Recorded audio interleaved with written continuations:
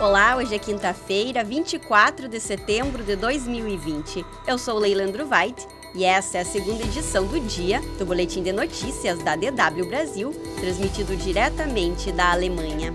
Confira nesta edição. União Europeia vê risco de epidemia dupla de gripe e Covid-19. Israel intensifica regras de isolamento social. União Europeia não reconhece posse de Lukashenko. A Comissão Europeia afirmou nesta quinta-feira que a situação da pandemia de coronavírus está pior hoje do que em março em alguns países membros, embora o número de mortes não esteja tão elevado. A comissão apelou aos governos para que reforcem as regras de higiene e distanciamento social para tentar impedir uma nova onda de infecções.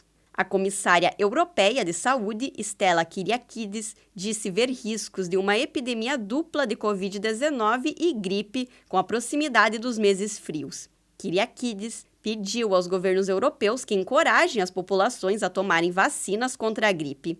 Pesquisas mostram que uma pessoa com Covid-19 e gripe tem 2 vezes mais chances de morrer do que uma pessoa infectada apenas com Covid-19.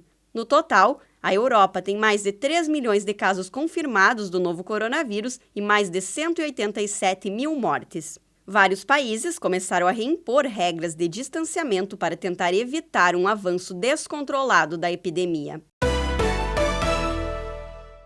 O governo de Israel decidiu tornar mais rigoroso o segundo lockdown no país, em vigor há uma semana, devido ao aumento contínuo do número de casos de Covid-19.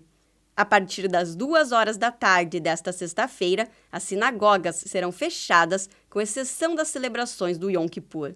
Apenas os setores considerados essenciais poderão continuar abertos. Manifestações e orações ao ar livre ficarão limitadas a 20 pessoas, que deverão estar a menos de 1 quilômetro de suas casas.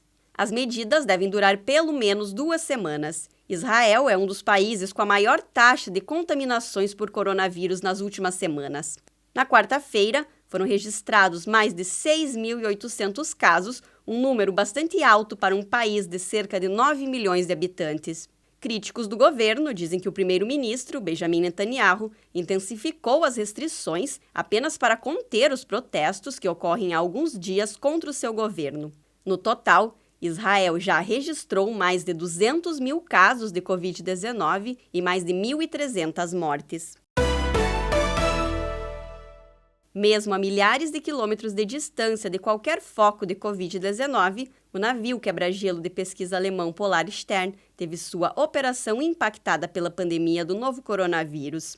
Após quase 1 ano no gelo ártico, o navio começou sua viagem de volta à Alemanha.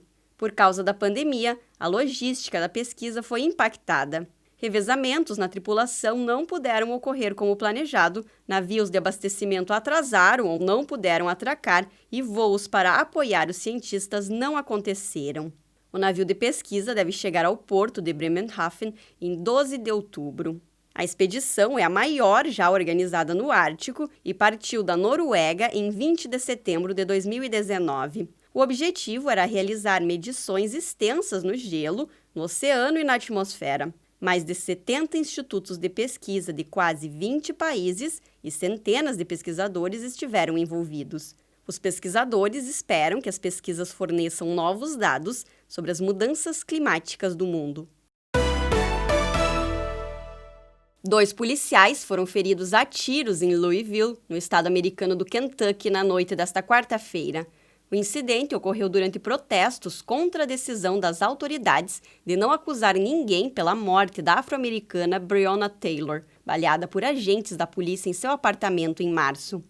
Os 2 agentes da polícia alvejados nesta quarta estão fora de perigo. Um suspeito foi detido. O caso de Taylor não está mais sendo investigado como homicídio. O único dos 3 agentes indiciados foi libertado sob fiança e acusado de negligência por disparar contra um outro apartamento do prédio. Os procuradores disseram que os 2 agentes que dispararam contra a jovem de 26 anos agiram em legítima defesa. Os policiais, 3 homens brancos, chegaram ao apartamento de Taylor com um mandado de busca de uma investigação por tráfico de drogas. Eles disseram que bateram na porta e se identificaram. Como não obtiveram resposta, invadiram o apartamento. O namorado de Taylor foi o primeiro a disparar. Os policiais reagiram e dispararam 32 vezes. 5 tiros atingiram Taylor. Nenhum atingiu o namorado. As circunstâncias em que um mandado de busca foi expedido continuam sendo investigadas, pois a pessoa procurada não estava na residência. O namorado disse não ter ouvido que se tratava da polícia. A União Europeia anunciou nesta quinta-feira que não reconhece Alexander Lukashenko como presidente legítimo de Belarus. De acordo com o representante dos negócios estrangeiros da União Europeia, Josep Borrell, a posse de Lukashenko está em contradição direta com a vontade de grandes setores da população bielorrussa. Para ele, a posse carece de legitimidade democrática devido à falsificação dos resultados eleitorais. Na quarta-feira, Lukashenko prestou juramento para seu 6º mandato presidencial em uma cerimônia secreta. Desde 9 de agosto, o país é palco de protestos contra o resultado da eleição, que a oposição e grande parte da população afirmam ter sido fraudada. Milhares de pessoas foram presas durante os protestos, houve sequestro de líderes da oposição e vários foram forçados a se exilar.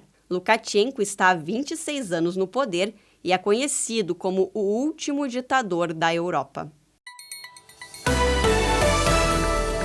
Para mais notícias, acesse o nosso site dw.com/Brasil.